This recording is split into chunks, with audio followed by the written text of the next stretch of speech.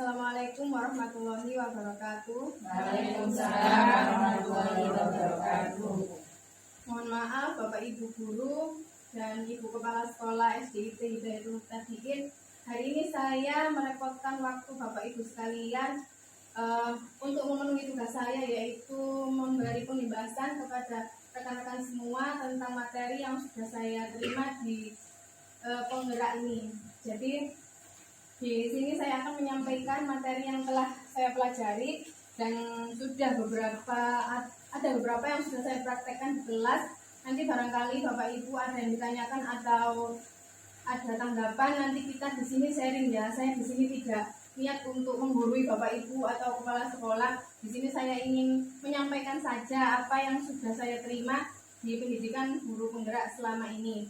Jadi nanti kita di sini santai saja ya Bu, seperti ngomong biasa, kita diskusi, kita sharing, kita cari solusi dari permasalahan kita bersama-sama.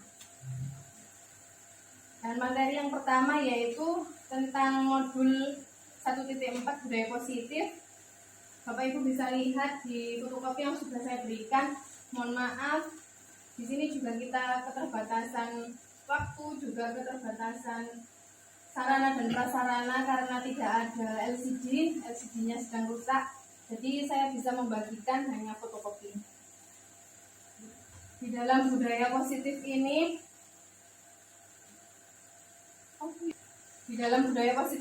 kita mencoba untuk menerapkan nilai-nilai atau keyakinan universal yang diterapkan di sekolah. Jadi dari budaya positif ini diawali dari perubahan paradigma tentang teori kontrol.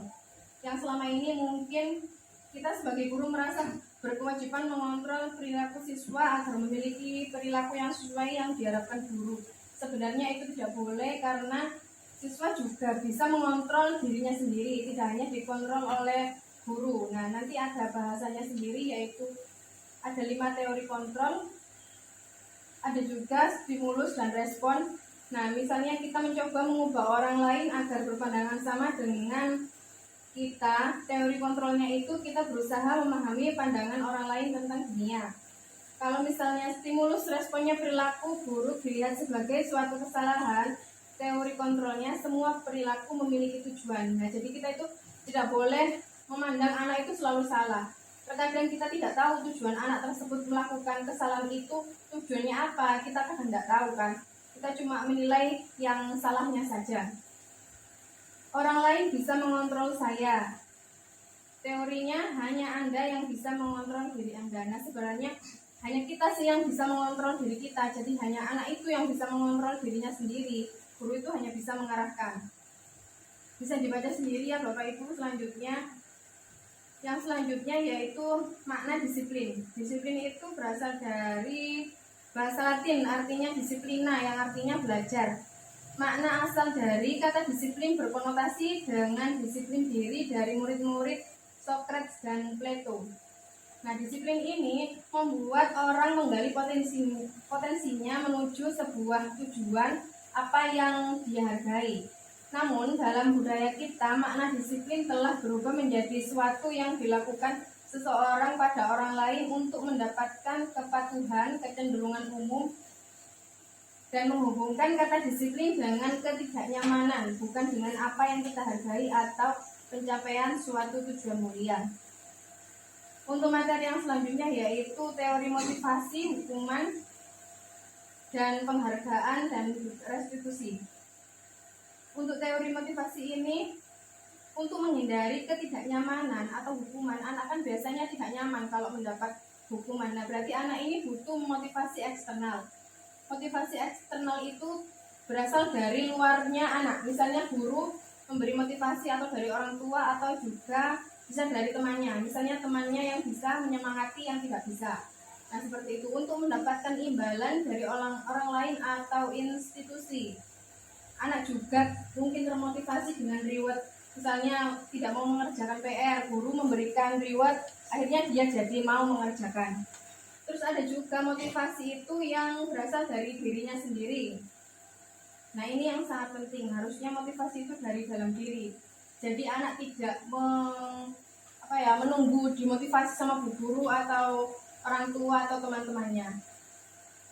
Nah, jadi kalau di guru penggerak itu kita itu selalu berpedoman bahwa belajar itu harus merdeka.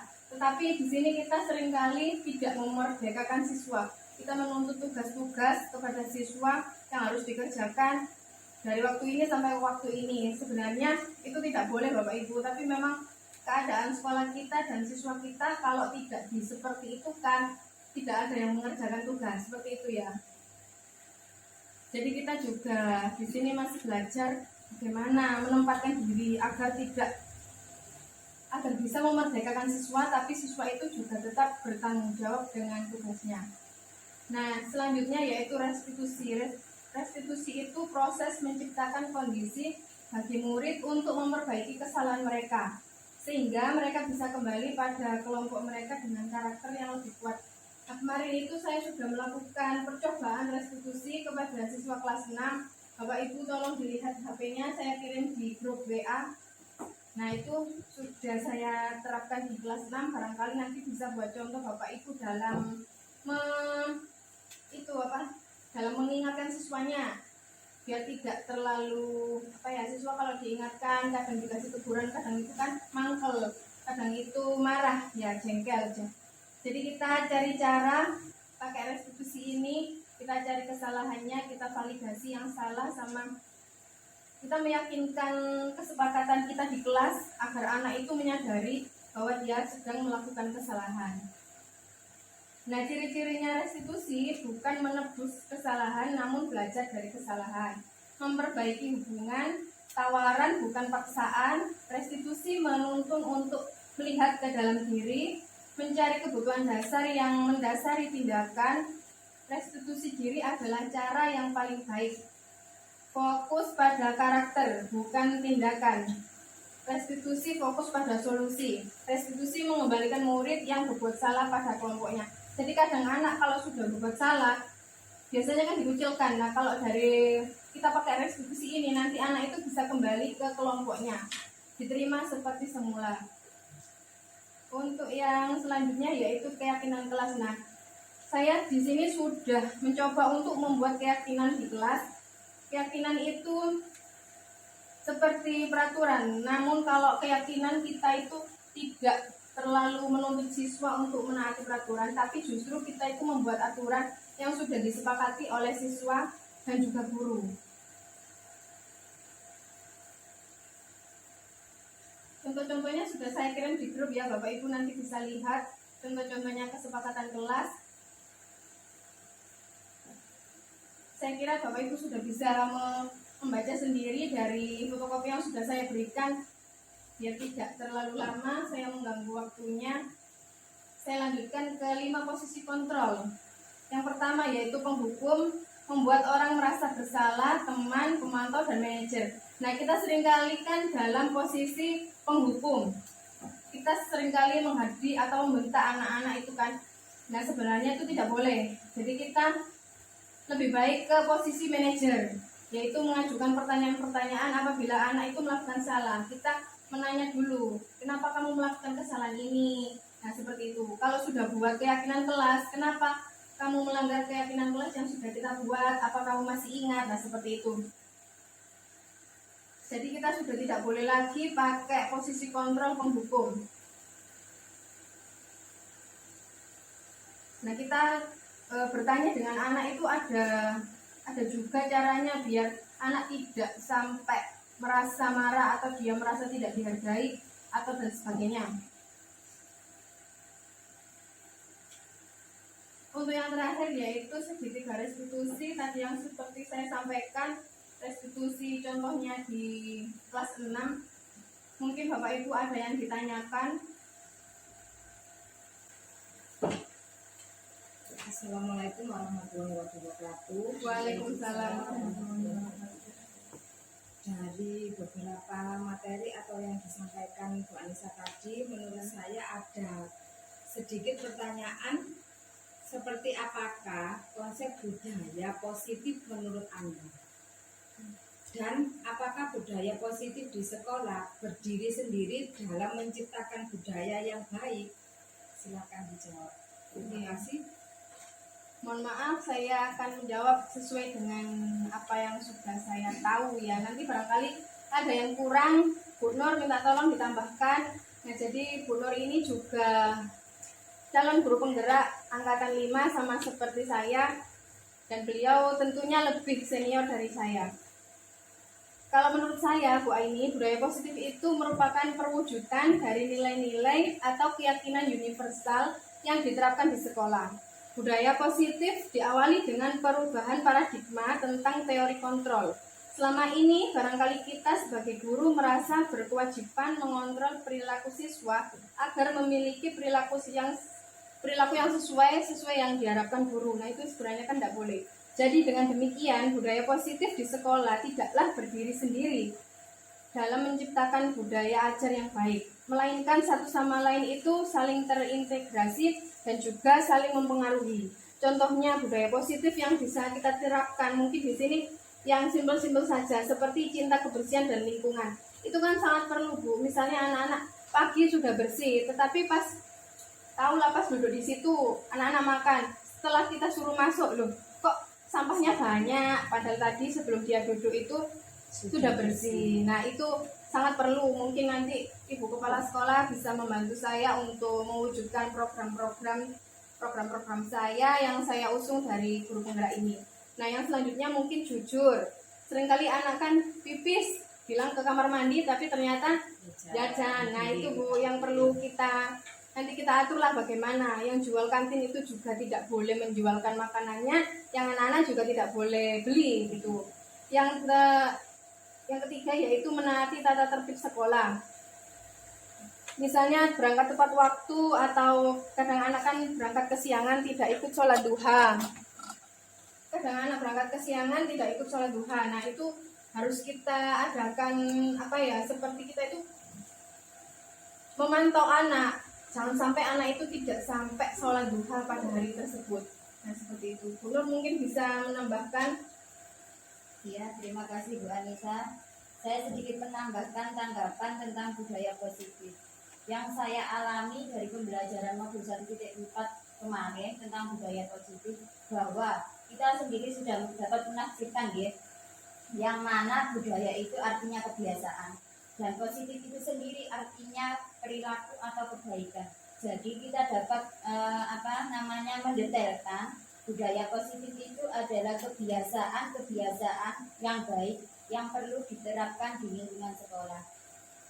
Dengan adanya budaya positif, anak atau murid kita dapat bernalar kritis. Artinya bernalar kritis itu yang mana? Dia dapat kreatif, ya, tanpa ada paksaan. Jadi kita itu sebagai guru hanya untuk menuntun saja. Kata Ki Hajar Dewantoro, anak itu seperti kertas putih yang mana sudah ada goresan-goresan. Nah, kita itu hanya menebarkan saja, sehingga nanti anak itu dapat memiliki penuh hormat dan bisa bersikap tanggung jawab. Dan bagaimana untuk menerapkan budaya positif itu?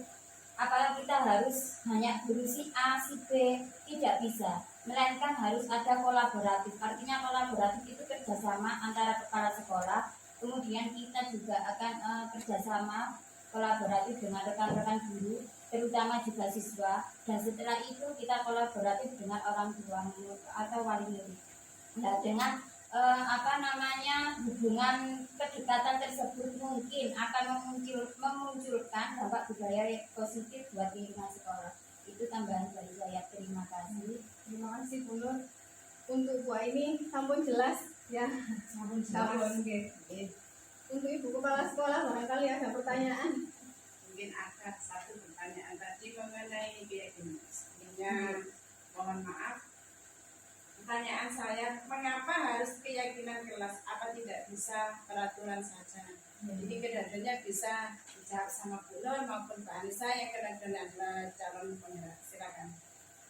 Bu Nur mungkin mau menjawab dulu. Oh iya, terima kasih waktunya Bu Anissa. Kalau menurut dari pemahaman saya, itu keyakinan, kesepakatan itu dibuat oleh beberapa orang.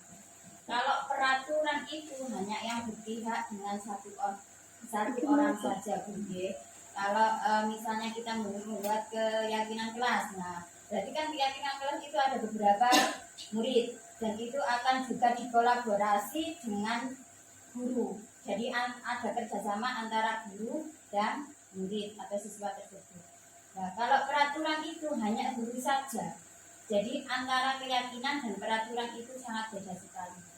Itu dari pemahaman saya. Terima kasih. Mungkin bisa ditambahin dari Pak Andi. Awalnya saya juga mikirnya keyakinan kelas itu ya peraturan kelas itu sendiri, ternyata beda Bu.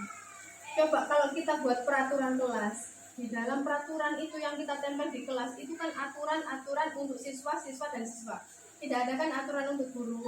Sedangkan siswa itu punya harapan gurunya itu mau seperti apa. Nah, itu yang tidak tertulis. Nah, kalau menurut saya keyakinan kelas itu di situ tidak hanya berisi harapannya guru kepada siswa, tetapi juga harapan siswa kepada guru. Dia menginginkan guru yang seperti apa, misalnya dia ingin guru yang ramah, dia ingin gurunya itu yang sabar atau yang telaten. Kadang kan dia kreatif atau nggak mau misalnya di klasikal semua, minta di sendiri. Ada siswa yang butuh untuk bimbingan sendiri kan memang Bu. Nah dari keyakinan itu kita tuh buat kesepakatan bersama-sama, tidak cuma kesepakatan guru, tetapi antara guru dan siswa itu membuat kesepakatan bersama yang disebut keyakinan kelas itu tadi. Nah jadi kita menjalankannya pun dengan senang hati tanpa keberatan. Kalau awalnya peraturan itu dari guru yang harus ditekankan siswa harus begini, terus kita rubah ke keyakinan kelas, jadi itu kita sendiri yang buat bersama siswa, yang menjalankan juga kita. Jadi kan rasa keberatan itu tidak ada, karena anak-anak sendiri yang membuat seperti itu. Dan Nah, itu makanya tak ungkap. Oke. Terima kasih penjelasannya dari kedua calon penggerak. Mudah-mudahan untuk kedepannya dengan keyakinan kelas bisa lebih anak-anak lebih kreatif, lebih mematuhi peraturannya daripada banyak melanggarnya kan biasanya seperti itu. Nah itu aja mungkin, terima kasih. Karena memang di sini sepertinya perlu perubahan yang banyak ya Bu, tapi mungkin kita bisa awali dengan yang kecil-kecil dulu. Nah itu juga perlu usaha yang ekstra dari kita untuk mewujudkan perubahan tersebut. Saya rasa cuma itu yang bisa saya sampaikan untuk tugas saya di modul 1.4 ini. Lain kali mungkin kalau ada tugas lagi, saya mohon kesediaannya Bapak Ibu meluangkan waktu untuk mendengarkan saya bercerita. Mohon maaf, saya sudah merepotkan siang ini. Dan Bu Kepala Sekolah, terima kasih sudah menyempatkan waktu. Saya akhiri, wassalamualaikum warahmatullahi wabarakatuh. Waalaikumsalam warahmatullahi wabarakatuh.